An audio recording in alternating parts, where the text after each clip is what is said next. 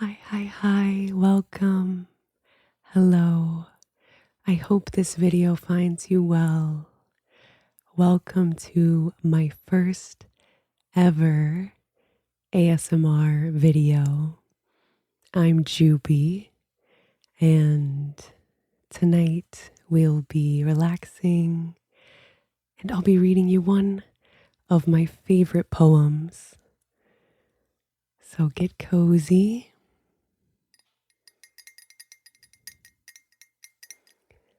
And let's relax.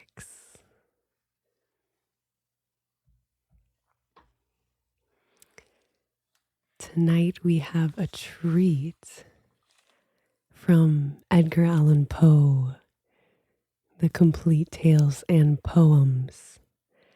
I love a dark poetry, dark story, and tonight we shall bring you The Raven.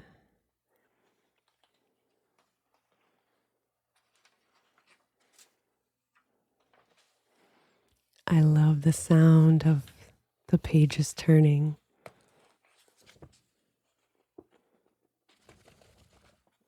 So nice. And here we have The Raven.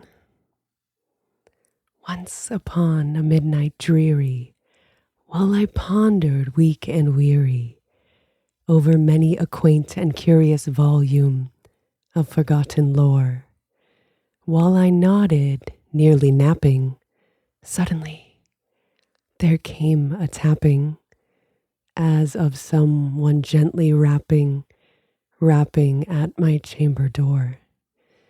"'Tis some visitor," I muttered, tapping at my chamber door. "Only this, and nothing more." Ah, distinctly I remember it was in the bleak December, and each separate dying ember wrought its ghost upon the floor. Eagerly I wished the morrow, vainly I had sought to borrow from my books surcease of sorrow, sorrow for the lost Lenore, for the rare and radiant maiden whom the angels name Lenore, nameless here forevermore. And the silken, sad, uncertain rustling of each purple curtain thrilled me, filled me with fantastic terrors never felt before, so that now, to still the beating of my heart, I stood repeating, "'Tis some visitor entreating entrance at my chamber door, some late visitor entreating entrance at my chamber door. This it is, and nothing more." Presently, my soul grew stronger, hesitating then no longer. "Sir," said I, "or madam, truly your forgiveness I implore. But the fact is I was napping, and so gently you came rapping, and so faintly you came tapping at my chamber door, that I scarce was sure I heard you. Here I opened wide the door. Darkness there, and nothing more. Deep into that darkness, peering long I stood there, wondering, fearing, doubting, dreaming dreams no mortals ever dared to dream before. But the silence was unbroken, and the stillness gave no token. And the only word there spoken was the whispered word, "Lenore." This I whispered, and an echo murmured back the word, "Lenore." Merely this, and nothing more. Back into the chamber turning, all my soul within me burning, soon again I heard a tapping, something louder than before. Surely, said I, surely that is something at my window lattice. Let me see then what threat is, and this mystery explore. Let my heart be still a moment, and this mystery explore. 'Tis the wind, and nothing more.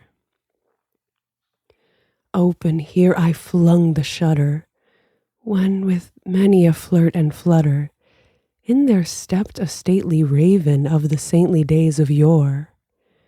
Not the least obeisance made he, not a minute stopped or stayed he, but mien of lord or lady perched above my chamber door, perched upon a bust of Pallas just above my chamber door, perched and sat, and nothing more.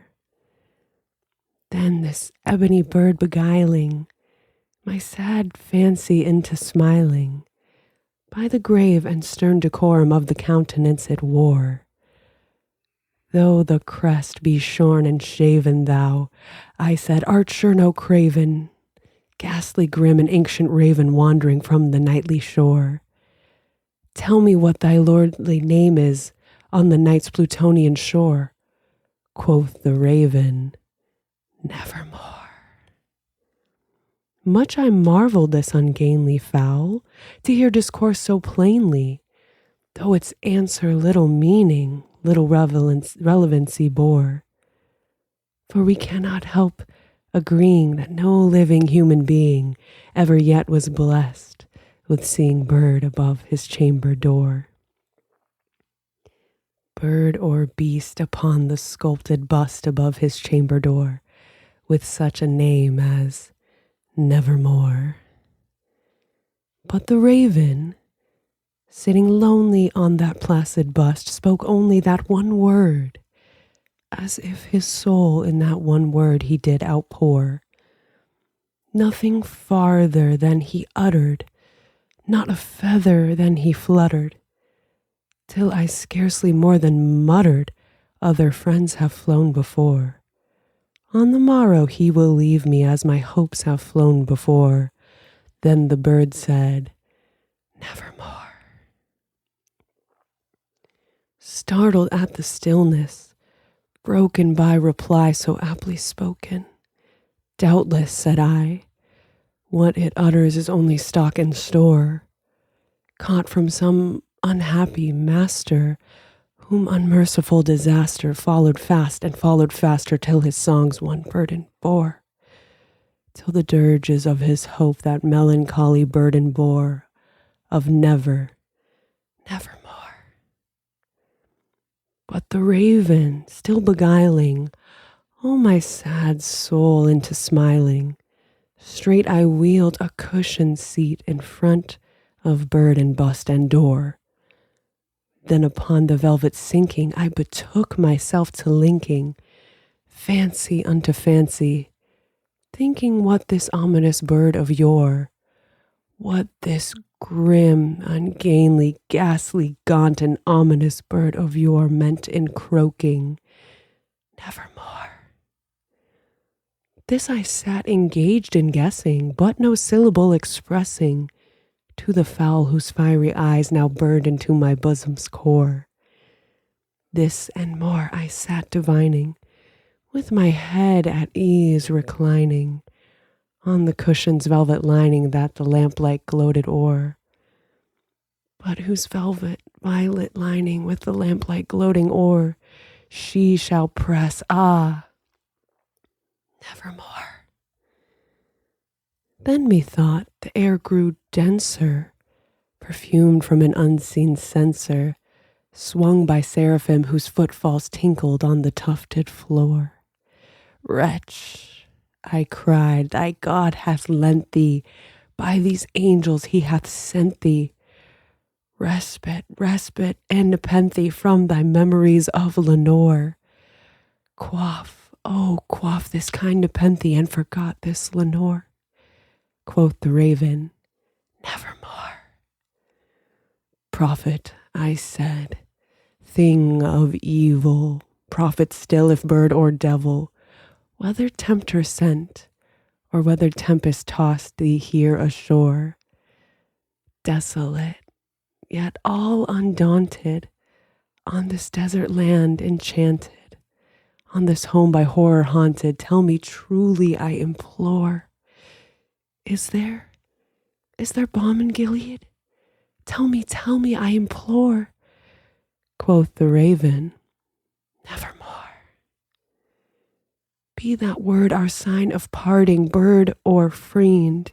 I shrieked upstarting, get thee back into the tempest and the night's Plutonian shore. Leave no black plume as token of that lie thy soul hath spoken. Leave my loneliness unbroken. Quit thy bust above my door. Take thy beak from out my heart and take thy form from off my door, quoth the raven, nevermore. And the raven, never flitting, still is sitting on the pallid bust of Pallas just above my chamber door. And his eyes have all the seeming of a demon's that is dreaming, and the lamplight o'er him streaming throws his shadow on the floor. And my soul from out that shadow that lies floating on the floor shall be lifted